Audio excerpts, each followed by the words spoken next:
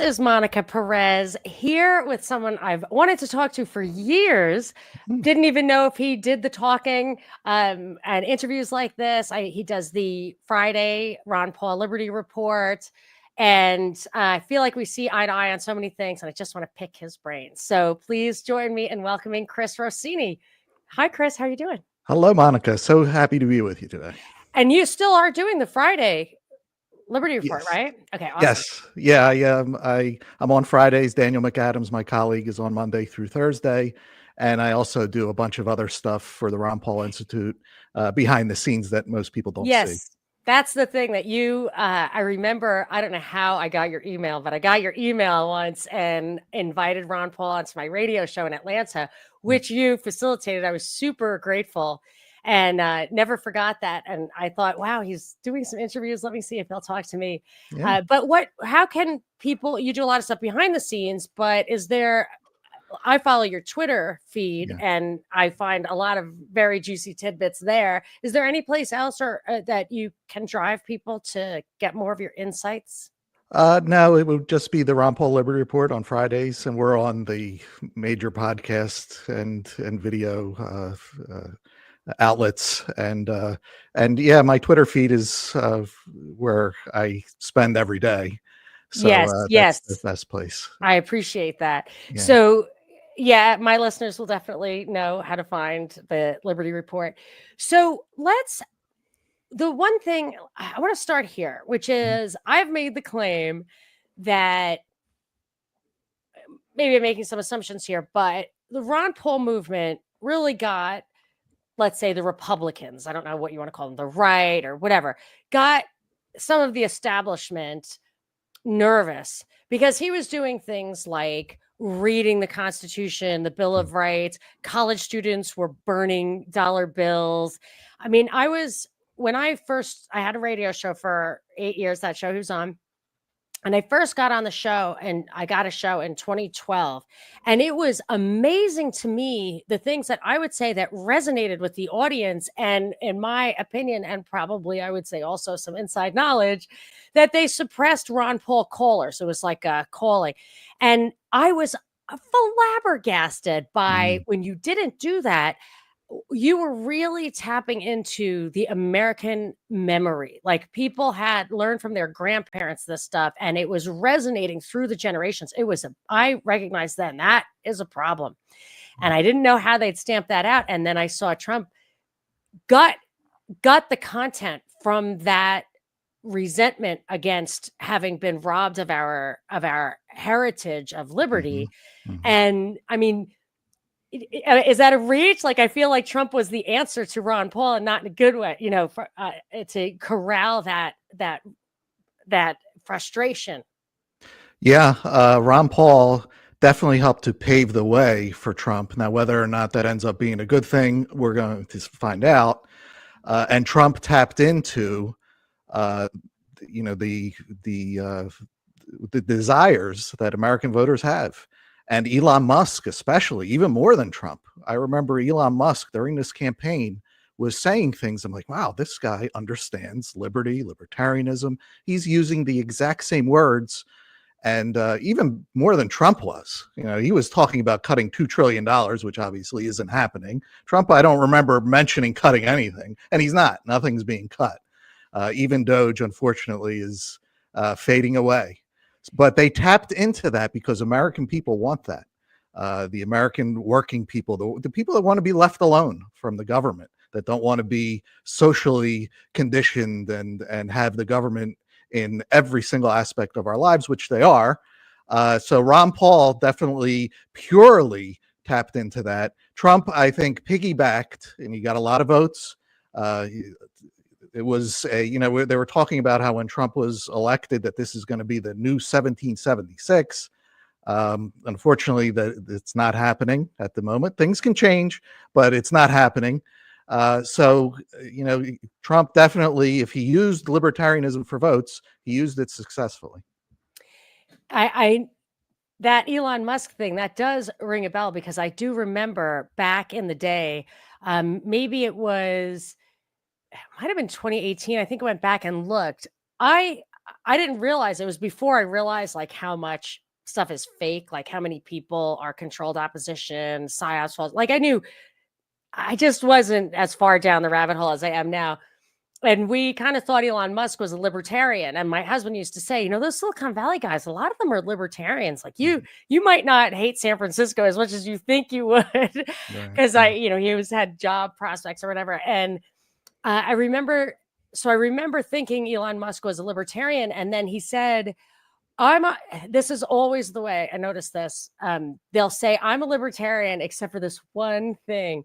And his one thing was regulating AI, like the government should control AI. Like that was it 7 years ago. And I remember thinking, I think we're being set up, So I think that setup has been, I think this stuff, takes a lot of time to germinate. And I think the powers that be know that. No, I don't know if Elon is a libertarian. I don't think he is, but when he was campaigning, he understood it enough to speak as if he was one. Yeah.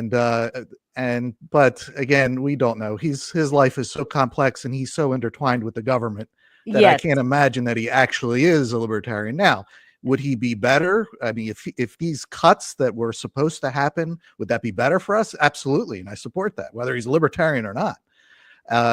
And you can't blame him because he has to deal with the Republicans who do not want to cut government. Democrats definitely don't want to cut government. So Elon is being forbidden from actually doing it. So what he actually believes, who knows? Yeah. He knows. It doesn't matter. It doesn't matter. It doesn't matter. And I will say with Doge, I looked at those $2 trillion in cuts, and they were offset, 500 billion offset by immigration and defense increases, and it was over 10 years, and it was off the projected increases. Yeah. So I looked up the CBO numbers, and I wrote down, right, I think post this all, like I think it was factored in the big beautiful bill and everything, or it's roughly the projected national debt over the next 10 years, it's projected to land at over $50 trillion. Yeah. 50 trillion. So, and a lot of that's interest, like the actual primary deficit doesn't go up. So even if he were to get that, a $1.5 trillion over 10 years, even if that's even off that number, you're still at $50 trillion of debt. And how does that resolve itself? Like what people that's the thing, Republicans used to talk about that. Life is too complex for me to give you A, B, C, D is going to happen. But we do know that we're on the wrong path, and the people who think that they can control it are throughout history always wrong. So they may think they have things under control, but there's always things that they can't possibly anticipate that will ruin all their plans. So we can for sure say that. Yeah, we can for sure say that. And they think that it's okay to go to 50 trillion, obviously, because they're going to do it. Well, we're going to see if it's okay when we get there, and what the state of society and of the economy and of the ideas that people hold at that time, what they are. So, how it resolves itself is impossible to know, but they are digging their own graves for sure. That's a very interesting way of thinking about it, because, and I never heard anybody say it that way before, because I look at it often looks like the powers that be are in control. You can't, something like COVID, that every country basically went for that, and all the people kind of fell for it. But one thing, and I've heard you talk about the media before in various ways, one thing that's for sure is that the people who, I would say, there is a powers that be, and it does have, they do seem to be okay with this kind of debt. Mm-hmm. But the propaganda machine it runs 24/7 in all directions. It's like total, domain dominance or whatever. And that to me means that they actually are not in total control, and they do require the consent of the victim, so to speak. And you're right, like 10 years down the line, when people are paying $2 trillion a year off the top in interest, there might be, yeah, they may hope to switch it out with the CBDC and said, well, we have a new dollar now or something. But you're right. Like, they controlling the population is, and their minds is a part of it. And you can't predict that. That's right. And all of the, for lack of a better term, globalists of, centuries past, they all thought that their system was it. Napoleon, the Soviets, they were so confident that they had it all under their thumb. But again, it's too complex. There are things that they can't anticipate. They could think, oh, we thought of everything except that one thing. And that one thing is what brought them down. Well, so, yeah. So that's, and they live for just having the people either passively go along with it or be scared to death that, yes, these people are going to destroy us. So I look in, I try to be in the middle, knowing that they are not all knowing, which is in our favor. And also, like you, realizing that we are being propagandized, whether on television or on X. I hate to say that X is really not much different, other than you do have access to other opinions and the truth. It will be on there. The truth is not on television. You're not going to find it, period, on any channel. On X, it's there, but you have to search for it, because the influencers, the ones that have 1 million, 2 million, 3 million, they all parrot the same thing that the people on TV, it's from the other side, of course, but they just copy each other. It's almost as if they're all handed a script. So it's really the same thing is happening on X today that happened on television. But again, there is access, but you have to search for it. Most people, they don't want to search for it. They want to go to the guy that has 2 million followers, and he's going to tell me what I like to hear. And Trump is in control, and he keeps winning, and America is back, and blah, blah, blah. It's all the same message. That now on television, it's from the other side. It's from the left. They're all saying the same words to the people that want to hear what they want to hear. So we are propagandized. We live in a society, in a bubble, that from both sides, we're getting propaganda. And it's up to each individual to find their way out of the cult, whichever side they happen to be in, and search for the truth. And on X today, you can find the truth. That's a good point. And so I'm completely shadow banned, but I like X, and I talk to people on that. I have followers from, I was joined in 2011. And so the people who I communicate with there are people who already know me. Like, I'm not building anything. Right. Hardly get, you have to come to my feed to see what I think, but you can find it. Yeah. And you can communicate with people that way. Some crazy thing happened. Somebody was walking past my house when I first moved to LA. And I said, oh, wow, I guess it's not like the end of the world out here. Someone just walked past my house with an Impeach Gavin Newsom shirt on. And she heard it that day, and she was still wearing the shirt. So she joined X, and she DM'd me, and I didn't see it for like a month because it went into some non-follower trash, but I did find it eventually. I'm like, wow, we connected that way. And she's a good friend of mine now. Yeah. And this happens a lot. We connect that way. There is a way to find like-minded people across the country that way. And it is a hopeful thing. And I'm sure it's like a downside of having to give us of having introduced social media, probably for reasons of, digitizing the public square and everything like that. But it definitely has its downside. But there were a couple of things that you said I wanted to pick up on. One, I just wanted to remind people, which no one seems to talk about now. Trump is all about these tax cuts, but Ron Paul points out the taxes are the spending. You can cut. I actually think I don't like tax cuts. I want a balanced budget. I want people to understand, to connect that the money they are spending, they should be paying for that. Instead, they're putting it on their children. I mean, immigrants are coming in. I don't know if they know what they're opting in for, because it is taxation without representation, and it's the spending. And I just feel like nobody talks about that. No, it's a trick too. Trump will give you $5 and you think you're getting $5, but he's going to take $10 through inflation. Now, he's not going to send you a bill for $10, but you will go to the supermarket, you'll get a higher electric bill, you'll get a higher gas bill, and that is how he's going to take the $10 out of your pocket. But you think he cut your taxes? Look, he gave me $5. Look, I got a check. I can see it. And I never got a bill, but that's how inflation works. It's the sneakiest, most insidious, most evil tax of them all, because they print money, they devalue the money that's in our wallet, in our bank account, in all of our financial accounts, and we pay higher prices constantly. And that's how they get away with, until they can't get away with it anymore, higher spending. And I think that's the essence of Keynesianism, which is like liberals seem to like that, but sticky wages, he wanted to cure sticky wages. Sticky wages are when people resent your absorbing more of the productivity of labor in your, lowering their wages. You can't lower their wages, so you inflate them away. Mm-hmm. And it's intentional. It's intentional.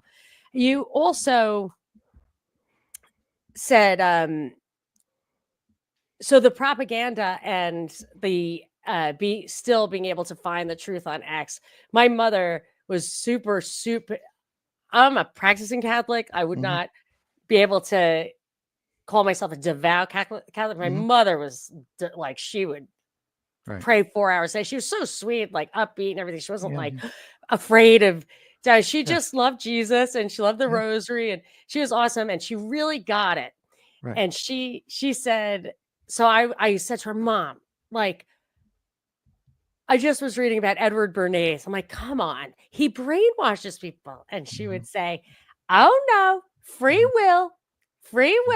Where are you? Do you stand up for the 10 Commandments? Do you stand up for the Bill of Rights? So I think with Twitter, yes, they actually have seen the think tanks and stuff say they want to flood the zone. So they flood the zone so you can't hear the other stuff, but you can look for it. And I think that the essence of morality principles, the soul really may be the factor that the powers that be, you said they think they can control everything. They don't know what they don't know, maybe. Exactly. And I feel like they don't give credit to the soul, to the moral impetus, to that you cannot. I don't think you can propagandize that away as easily as you can some other things. No, they hate people that are devoted to the truth, no matter if the truth hurts or not. They hate people like that because they can't sway people like that. And that's, Ron Paul is one of those people. I hope that I am to a certain degree, because they rely on social pressure a lot of times, because a lot of people, even if they hear the truth, if their mom is a Democrat and their dad is a Democrat and everybody going back generations and all their friends are Democrats or Republican, I don't want to just say Democrat, it's scary to be the one that goes against the tide, especially in close circles. That's how COVID was so effective.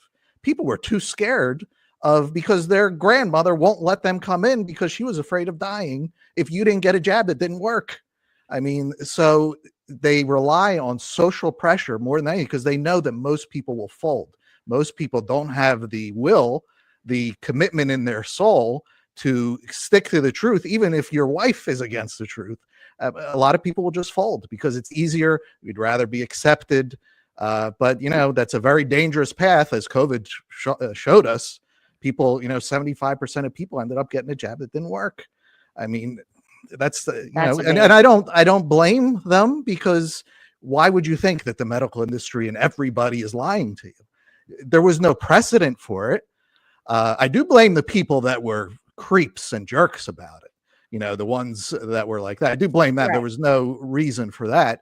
But, there was no reason to think that I'm being scammed here with something so massive. But that is what ended up happening. And a lot of it was due to social pressure. People put your head down, just get by, don't rock the boat. And that is what ends up keeping people down and keeping these people in power. And what a psych experiment that was, to see that in action and to really figure out the levers of that, which is so, it's in itself like a pathocracy that your supposedly democratic republic is going to lie to you, manipulate you to get you to do so. It's so inverted now. Like we're really beyond hope, I think, in the institutions, you know. And anybody who talks about a constitutional convention, I'm like, no. Yeah. There's no chance you're writing this thing better. I mean, I like the Articles of Confederation, but I mean, I take the Bill of Rights. Like, please, just let's get it back. Yeah. No, I agree. We're not the same nation or colonies that, you know, from 1700s at all. We have we've moved. We're kind of a half Soviet state and half people that, you know, they want to live just a normal life and are not interested in any of that. And that's what this last election was, a rebuke of you know, the literal insanity that we were, you know, subjected to over the last several, you know, a decade or so, to the point where you don't even know what the difference between a man and a woman is, or that your children, you're not allowed to the whole children. Like, that's the thing that really put people over the edge, I think, was that you lose custody of your child, or the teacher could tell your child not to confer with their parents about something as insane as, you know, a sex change operation when, you know, in a developmental stage of life. It's crazy. And I know one person whose child is like that, did that, and the person's suicidal. Like, it was not the answer to the problems. It's really unbelievable that our society, it's worse than COVID. It's like unbelievable that our society, that's your, you know, anybody who, even minarchists will say the government has this mandate to do some baseline protection that you can't get any other way, but they actually use the power. I mean, that's not news, but it's so obvious now. There's a conflict of interest between us and our government, who takes our money and acts in our name. Exactly. And, you know, the motive behind it for the higher ups, is when you get people, a mass of people that don't know the difference between a man and a woman, that they don't know the truth about anything. Man, that is the easiest population to control imaginable. Because again, we're talking about who they hate the most, and that's those that are committed to the truth. Well, if they can wipe out the ability to think and to, you become no different than a zoo animal, and that's exactly what they want, you know. So that's their motive. Now, they pushed it really far. Now they're backing off. The DEI, stuff, it's backing off for now. Yeah. But I would not be surprised if at some point it returns. And it's very hard to get somebody back from that extreme. Imagine if you facilitated your child in that journey. And I mean, how could you live with yourself? You know what I mean? It's just very hard to get people to come back from that, or to admit there were vaccine injuries and people you love that you pressured, you know, to take it. Yikes. So it's hard, like those, and I can see they do it intergenerationally. Like, my kids were in high school during COVID. They were locked down. The social pressure to be in control of whether they got vaccinated or not was really, I mean, hurt them mentally. When they first got phones, when they were 13, like, you were unable really to put parental controls on it that work. Now you can.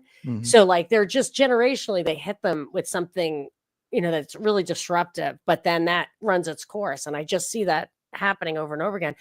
But let's talk about how the greatest threat to that are people who cannot be persuaded that it's in their interest to abandon truth. And that, to me, is why I was nervous when they said the Pope was American, because, you know, I thought, now the psyop is here, and schism. I think schism is in the cards, and of course the schismatics are going to be the traditionalists. So you abandon the field. It's a crazy situation. Very worried about it. I want to know your thoughts on it, and I wanted to just talk a little bit about that new Pope in the context of Ukraine. Yeah. I wrote something on X about this yesterday, that kind of like Trump, there's gestures. You know, Trump will bring back traditional America. Well, the Pope is gesturing that he's going to bring back, you know, these little traditional things. But in the end, Trump is not going to bring back traditional America. And unfortunately, you know, he just started. But by the words that he uses, he's not going to go in the right direction, I don't think, the Pope. So yeah, and the Catholic Church is I think in a crisis since Vatican II. Our country's in a crisis. I mean, you could pick so many dates, but I think the major one is 1913 with the founding of the Fed. With the Fed, we can never be an independent nation, no matter who is president. Even if Ron Paul was president, we're enslaved to the banking interests. And that may sound crazy or whatever, but it's, they are the most powerful people in our country. And I would even categorize them as even bigger than our country. Their interest is, we're just a colony of the banks. So yeah, we cannot be free as a nation with the Fed, and the Catholic Church is in crisis with Vatican II and all of those crazy policies that are anti-Catholic. So we're in a bind in both situations, especially for those Catholics out there and for all of us Americans.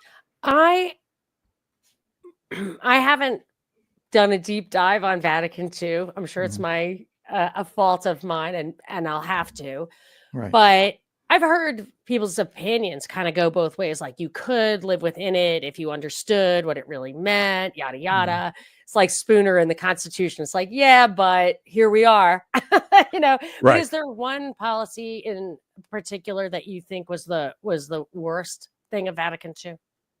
The one that really struck me, there's a bunch. Yeah, well, but you the name one, it yeah, too. but the one that really strikes me is that there is a bigger church than the Catholic Church, the Church of Christ, that anybody can be a part of, and that's the way to salvation. And it doesn't matter whether you're in a Protestant, as long as you, and that's just not Catholic teaching. The Catholic teaching is that the Catholic Church was created by Christ and will last until the end of time, and not even the gates of hell will prevail over it. Christ has one bride. He's not an adulterer. So you have to be a part of the one bride. Now, of course, that a lot of people hate even the sound of that, but I'm a Catholic and I got to speak what I believe. And so but for the Catholic Church to go against that, I mean, that's about as anti-Catholic as you can become. So that's the most striking part. And there are many others of Vatican II that is a big problem. Interesting. Yeah. I mean, I do think everybody believes. People don't want to hear what you just said. Yeah. And my argument is everyone believes what they believe. Like, they therefore do not believe what you believe. Right. So it's not it's not a position of criticism as much as it's an assertion of belief. Yeah. Exactly. I mean, we have the faith. That's the faith. And my son, it's funny because I'm not great at the teaching. I'm the youngest of 9. My parents were super Catholic, but by the time I rolled around, we weren't sitting around Sunday nights like reading the Baltimore Catechism. My parents were just burnt out. So I sent my kids to a really small school that used the Baltimore Catechism and taught the trivium and stuff like that. So my kids know it better than I do. And someone asked me about the infallibility of the Pope recently, and I had to defend it only to the extent, I'm not a great apologist, whatever. I just It's only been used twice. It's only made a matter of the faith, Catholic faith. It was 2 things about Mary, and it has to be consistent with the church beliefs that the cardinals have some say in that also. They have, whatever. And my son said, yeah, don't forget. Just a minute. Hold on. Yeah.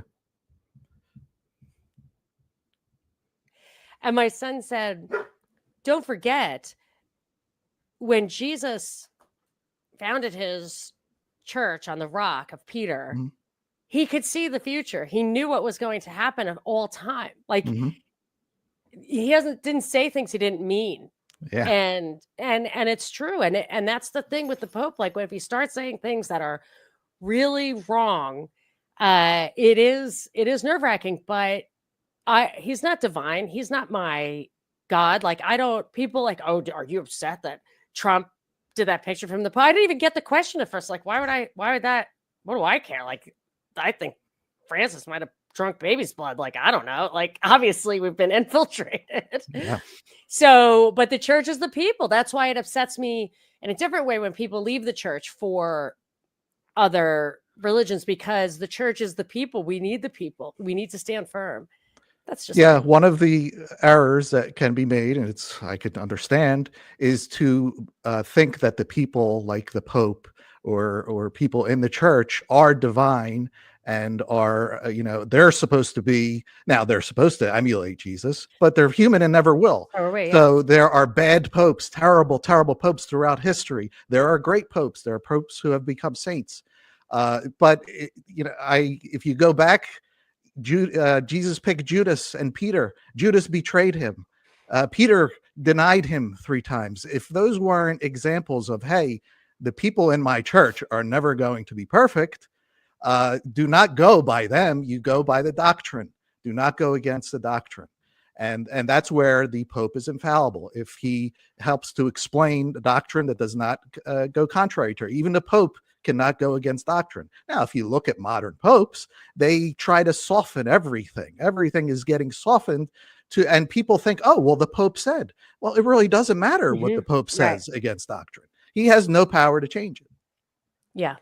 I was a little annoyed. A couple of things he did already that annoyed me. One was, and I think that the Catholic Church is very much being used in a political way to undermine itself, like from the outside to undermine. So like, I don't like that JD Vance converted to Catholicism. I don't think it's authentic.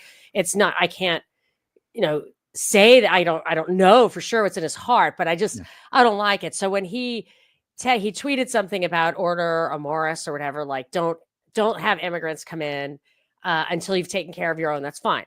I mean, I understand what he's saying. And then the Pope said, Jesus didn't rank how we should love each other.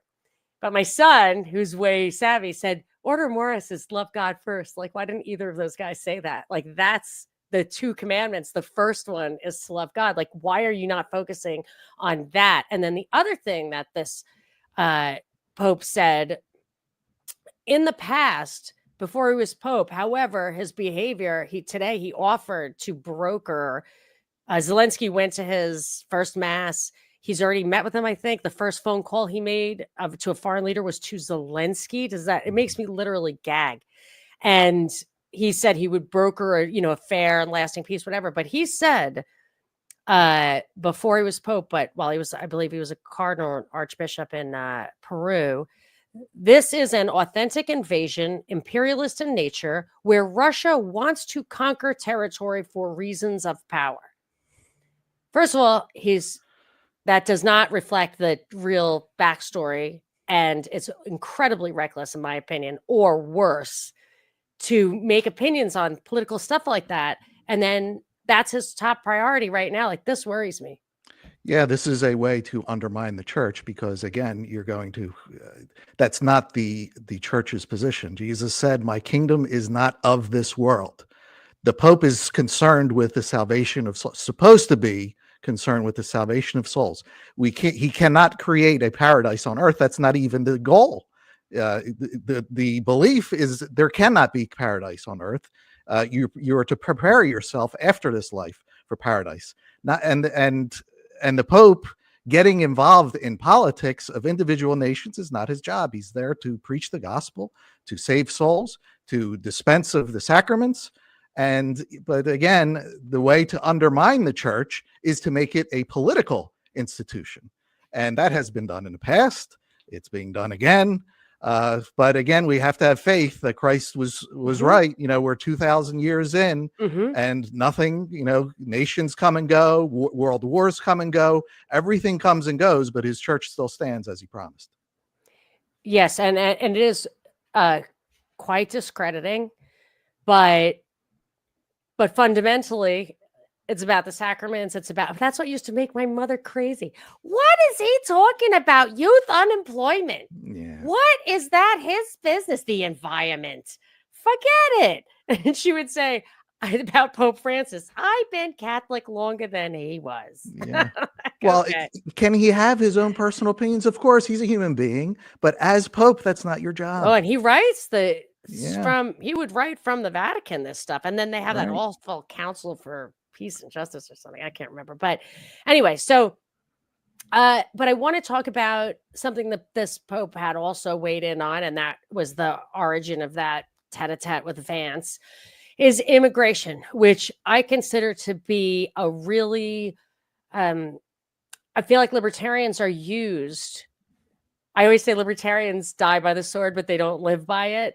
They're used to undermine the nation state, to undermine, sovereignty, because we have this idea, which is true, of the right to work and travel. If somebody wanted to airlift into my house and live in my house and take care of my kids, I should be allowed to do that. But there are a lot of reasons it doesn't work that way. One is, well, there's so many reasons, but the welfare state, minimum wage, the fact that you do not have absolute private property rights, so that if you wanted to have an enclosed community where you kept people out, you wouldn't have to worry about the borders.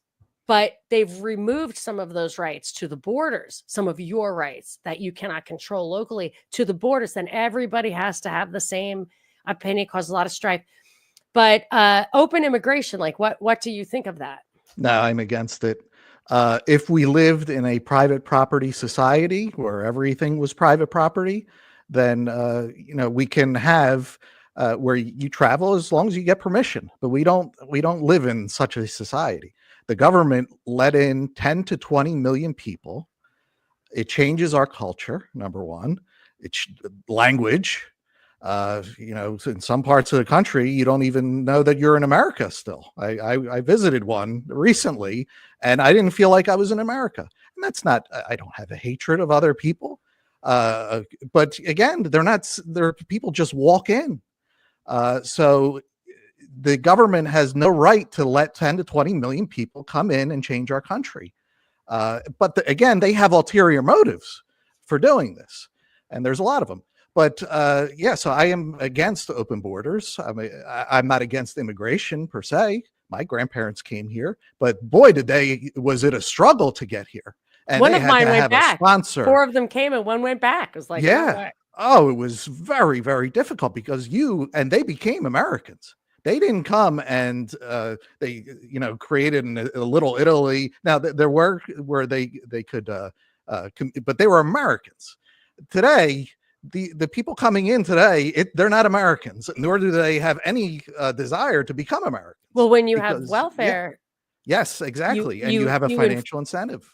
Yeah, and the environment, but also if you don't have to function economically in a society, you don't have to conform to the culture. Yes. And that is so these things all, I think, are intentional. And another thing that's big is if we actually restore the Constitution to the extent that we limited the federal government to its mandated powers and didn't allow voting and the representative government to bypass our foundational law, it wouldn't matter as much that you had all these new voters. But it's because we've devolved into this populist democracy that's a real threat. And that's the number one goal in my opinion. Well, one of the big goals.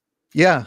Well, we talked about how the people that adhere to the truth are an enemy to these powers that be that shouldn't be. The other one is a sense of unity.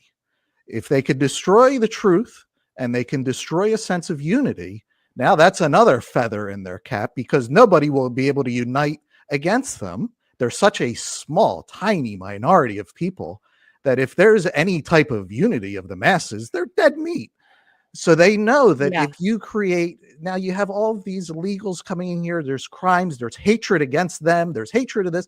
When you have a population that doesn't know the truth and is at odds with each other, again, this is all to their benefit because you can just, with an iron fist, rule them all. And that is, I believe, the goal of letting all these people in. It destroys any type of American unity, any type of nationalism, any type of, not crazy nationalism, like where the just any type nationalism is not a dirty word. It's a nation it's state. Been made one, unfortunately. I know, but I mean, we are defined by the physical borders, but within those physical borders, the reason I was in Switzerland maybe 10 years ago. So it's ridiculous. It looks like a picture postcard. They actually pay their farmers to grow flowers on the side of mountains, which I made fun of them for. I was like, hey, man, when the grid goes down, you're going to want some cows eating those flowers. But when you crossed over to Italy, I mean, it was as if there was a glass that people were pressed up against the wall of of Switzerland, but of course it's not. It was just a border with different laws on different sides. So if you want any control over it or to have total freedom, of course, with total freedom, you have to have the no welfare state and everything. It just, you can't have all that stuff mixing together. But it's easier to defend France. I feel like if I were French or German, it would be easier to defend. Whereas I'm American, it's the melting pot. I myself am Irish, German, and Syrian. And I knew that my whole life. I had all those cultures. But like you say, we were American. Exactly. But what does that mean? How do you really articulate why we would have a right or a desire to maintain that culture? Like, what's the fundamental kernel of it? It's unfortunately gone because it was centered around a limited government that was, for again, until like 1913, maybe even before, was out of your business. Before 1900s, the federal government was off in DC and you didn't know anything about them. The only tie you had to them was the post office. Today, the federal government is telling you what you can eat, what you can this. They're in every aspect of your life. That was the original American story where, hey, you could go to this place and carve out a life for yourself. And the government will, for the most part, leave you alone. Today, we are the exact opposite. It has been flipped totally on its head to where now if you say these ideas, these words at the government out of your mouth, now you're the enemy. America has come to mean the exact opposite of what it originally meant. Now it's the government says everything. Anything that happens in our society, no matter how big or small, the first thing is, well, what does Trump have to say about this? I mean, that just shows that we're gone as independent, liberty-minded people, and it's a shame. But it was alive. I hate to say it, but it was alive until Trump. And I'll tell you how I thought, what amazed me. My grandfather was around back then, over 100 years. I'm sure he was born over 100 years, well over 100 years ago. And he used to tell my father, passed on to me, that like the federal government back then was run entirely on like liquor and sin tax or something like that, like nothing, tariffs, a little bit of tariffs. But he taught my father and my father taught me. But like me teaching Catholicism to my kids, like you can't get it all if the environment isn't supportive, you lose so much of that. But in my, kind of Mises Institute journey and Ron Paul and everything, I stumbled upon The Law by Bastiat, read The Law, and I just couldn't believe it. It was like my grandfather talking to me. It's like, wow, this is amazing. And then it's like on the Mises thing. And I called my Aunt Margaret. My father's already dead. I called my Aunt Margaret, his sister. And I said, oh my gosh, I found this book. You guys would love it. It's called The Law by Frederick Bastiat. She was a big smoker. And she was from, I don't know where she got this accent, but it was a little posh. And she said, oh, Monica, my dear girl. Daddy gave each and every one of us a copy of that book for our 12th birthday. Wow. I was like, that's incredible.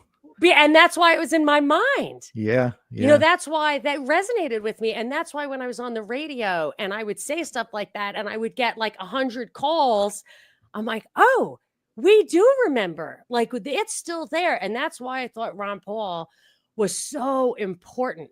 And that's why when Trump made the scene, I remember talking to a military guy. I was like, you're for Trump? Like, why did everybody all of a sudden like Trump? And I said, but he never, ever talks about the Bill of Rights. Yes. And he said, he's got everything else. He said, there is nothing else. Yes. There is nothing else. No, we're talking about the church and our nation, and they both have a remnant. There is a Ron Paul remnant in the nation.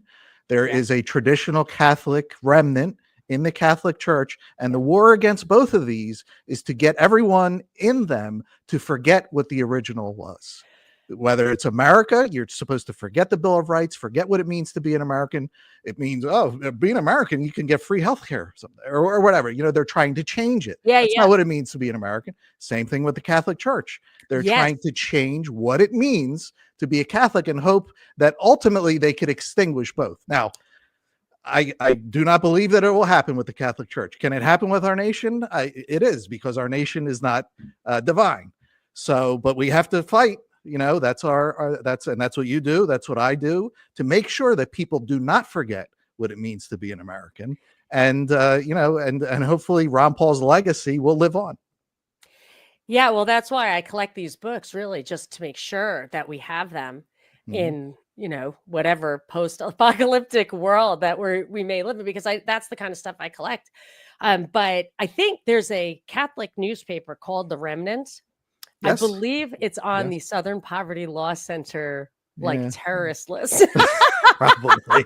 I haven't read it in a while. Maybe it got taken over and then it is kind of nutty. I have absolutely no idea, but I remember it from when I was a kid. Like, so I actually have the URL ragtagremnants.com. I thought, well, someday we're going to need this.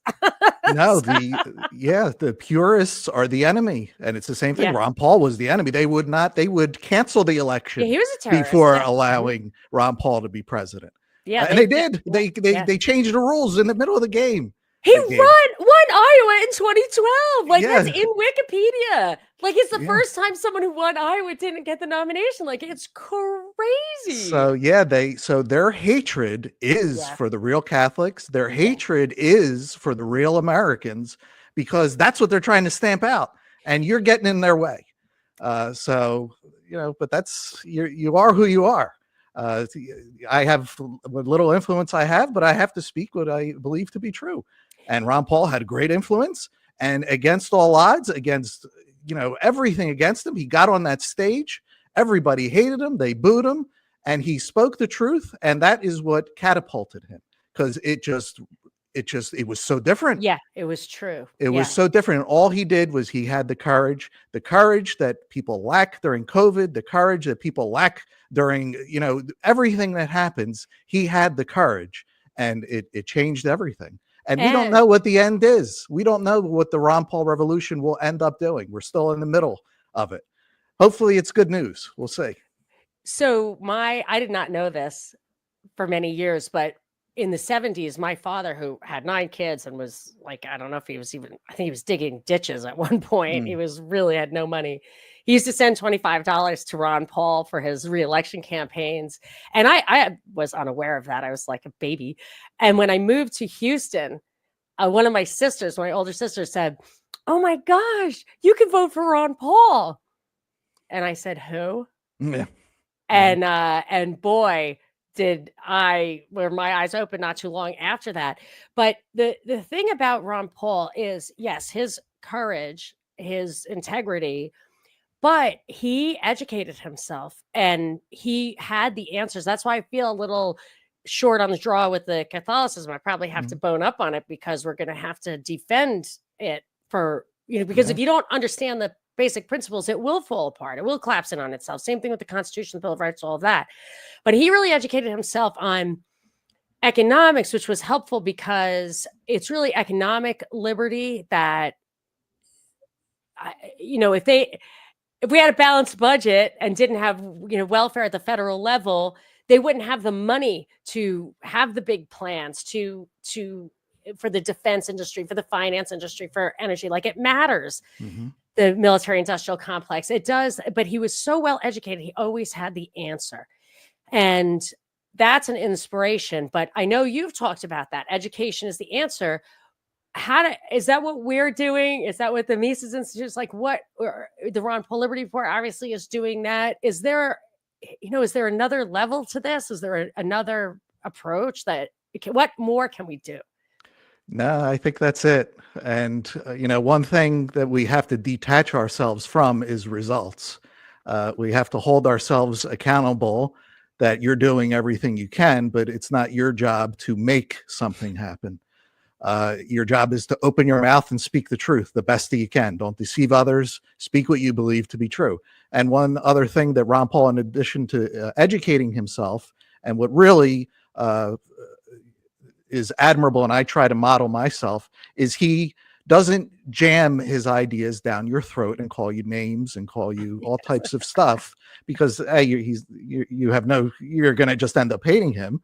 And what we've talked about today, I don't hate Protestants. I don't hate atheists. I just am speaking what I believe to be true, and they believe what is true, and that's it. I'm not going to call anybody names because they don't believe what I believe, and that is something that I hope to continue being around Ron Paul as long as I have, in his footsteps, that you treat the people that disagree with you with the respect that they deserve. Just because they disagree doesn't make them any less of a person. Perhaps they will never agree with you, but perhaps they will someday. And you want to leave a good taste in their mouth and a good thought in their mind as to the ideas that you're promulgating to them. And if your truth is not fragile, you don't have to get defensive. You don't have to get angry. Yeah. But before we go, I have one more specific question for you, which is your opinion on this whole tariff debate. And I feel like that's one of those questions, like the immigration question, where don't ask me how to solve the immigration problem. Don't ask me if I'm in favor of real ID for that purpose. Like I want to eliminate, and this is always my rule of thumb. I always teach my kids this. Before someone asks you for a policy solution to a problem, ask them what policy caused the problem. And with the tariffs, I think there are quite a few. What's your answer to the attack on free trade? Number one, I understand the people that want tariffs. I understand their argument. I don't agree with it, but I understand it. I can see where they're coming from. I can see why they think it'll be beneficial. They misdiagnose the problem. The problem in our society is the overwhelming size and power and scope of government. That is what chokes us as a society. And the campaign says that we're going to be cutting this. They are not cutting it. The government is growing. The spending is growing. The debt is growing. The troops are not coming home. The bases are not closing. So if none of that is happening, then we're still being strangled. And they're trying to sell it as a tax is liberation. It was Liberation Day. A tax in America is going to liberate us. And so Trump brags about how many billions that we're bringing in 15. But I don't want to hear that the government is bringing in billions more dollars. I want the government to take in less. I don't want to hear that my prices are going to go up because of a tax. I need to pay less. I'm not getting raises every single day. You're going to tell me now I have to pay more because the government is going to take in 15 whatever number, which is a nothing compared to the hole that they've dug for themselves. So they're trying to liberate us with a tax, the exact opposite of the American Revolution. They were fighting against a 2% tax. That is how much the king was able to squeeze out of America. 2%. We work half a year to go shovel money into a black hole to our government. And then they're going to tell us that we're going to take in all this money, the government, not us. The government's going to take in all this money and your prices are going to go up. So I bet my husband and I have paid 10 times more in taxes than we have in savings. Oh my goodness. You know what I mean? Over the years, the first thing you do is you pay like half your money in taxes and then the rest you spend on your family, and it's just, and then how do you save? Of course, that's part of the intention. But I would like to just, since, just for my audience, have a few thoughts on the tariffs that, first of all, we subsidize infrastructure, transportation, we police the oceans, we have the interstate highway system, we have wars for oil. If you didn't have those things, you would not have those imports. You would probably have more local production now that you have smaller and smaller factories. So we contribute to that trade imbalance massively. We pay for it ourselves. We finance it and nobody realizes, I think. Tell me if you think I'm wrong. No, I agree. Our infrastructure is as bad as you can be, and it's because we're an empire. The primary purpose that our government is not us. They want to rule the world. Yeah. We talked about how 10 to 20 million people have been let into our country, just walked in, and guess what? They didn't have a real ID. They're real IDing us. They walked into the country. Where's their real ID? So that's just one thing. But another thing is this world empire. So Trump we were told mass deportation. I knew it was never, ever going to happen. There is no mass deportations. He's deported 150,000 out of 10 to 20 million. And they At probably this, just got here. Like it was probably just a scam. yeah, 150,000, which is nothing Yeah. compared to 10 to 20 million. Yet at the same time, our president goes and we hear these ideas that he wants to relocate, ethnically cleanse Gaza of 1 million people. He wants to move them to Libya. He's going to go across the world to move 1 million people to Libya. And in America, 150,000 have been deported. Yeah. Oh, This that's is the interesting. priority of our government. They are whacked out. They think that they can rule the world. They will not rule the world. And that's why everything goes to hell here, because they just have to keep us pacified, like jamming a pacifier in our mouth to keep us quiet enough so that they can go off and ethnically cleanse Gaza and get involved in Russia and go against our enemy, China and Iran. That is their priority. We are not their priority. They just want us to be, entertained and pacified. And that's why we're going to go broke someday. Again, what that's going to look like, what we talked about in the beginning, we don't know, but it'll look like something. And, it's a shame that we would have to find out, but, sometimes that's the way, Yeah, that's very interesting that you say that, because they said on the news today about Netanyahu said, we're trying to get you food, we're blowing up your stuff, but we're trying to give you humanitarian aid. And I feel like that's going to be our backdoor to war. Trump's going to be like, I can do it. And then that we get everybody in there. Nobody talks about Syria. Tens and tens of thousands of people were killed, and probably millions of refugees as a joint, just batted about by Turkey and Israel and really just the Anglo-American empire. And you're right. Like they put all their efforts into that. I didn't even make that connection. I mean, I understand people say that like, well, we need to bring the money home, but I hate that too. I don't want to spend the money on welfare. I don't want welfare. I don't want warfare. But you're right. They're quite competent when they want to be. They get what they want accomplished, and it's clear they don't want to do the things they promised to do. No, it's a shame. In the end, our country the story can end up being, it started as a land of liberty. It ended as a monster of destruction. That's what has happened. It's empire. 9/11 happened, and America went and invaded a country that had nothing to do with 9/11 and killed 1 million people. And then they went to Libya and Syria. Yeah. And so it's just a destruction machine that the land of liberty morphed into. What a sad story. But it is, humanity, we live with sin. And this is what happens. The wages of sin. The wages of sin. This is not heaven. And yes, and it's a mistake to act like it could be. But that is and I'll end on this, that I think the libertarian message is unique in that you can hear the voices for anti-imperialism, anti-colonialism, non-intervention, all of that. But really, they only get amplified when they're hand in hand with a socialist or Marxist message. It's very hard. I try to reach across the aisle, and I do. And there are many well-meaning people like that. But it's that the libertarian thing really holds together because it takes those basic fundamental morals of do not kill, do not steal, and it applies both to the domestic situation and the foreign situation. And even if we don't change the world, I feel like I'm going to be able to defend myself, when I meet St. Peter. Maybe not. Like, who knows? Like, I did have a wild youth, but listen. I hope I can. I hope I can redeem myself somewhat, and just by being honest with myself. I feel like most people, like you were saying, they're not even honest with themselves. I think that's the first step. Yeah, that's where it begins and ends, is with yourself, because you're the one that's going to be judged. And what, again, we didn't make the world. So what business do we have that it has to be this way? We don't remake it. So we didn't make it in the first place, but we can do what's right to the best of our ability. And we don't need, in the end, we want, I want a million followers and this and that. But how many did Christ choose? He chose 12, and 12 changed the world. He didn't say, give me 12 million, give me 12, even 12,000, 1,200, just 12.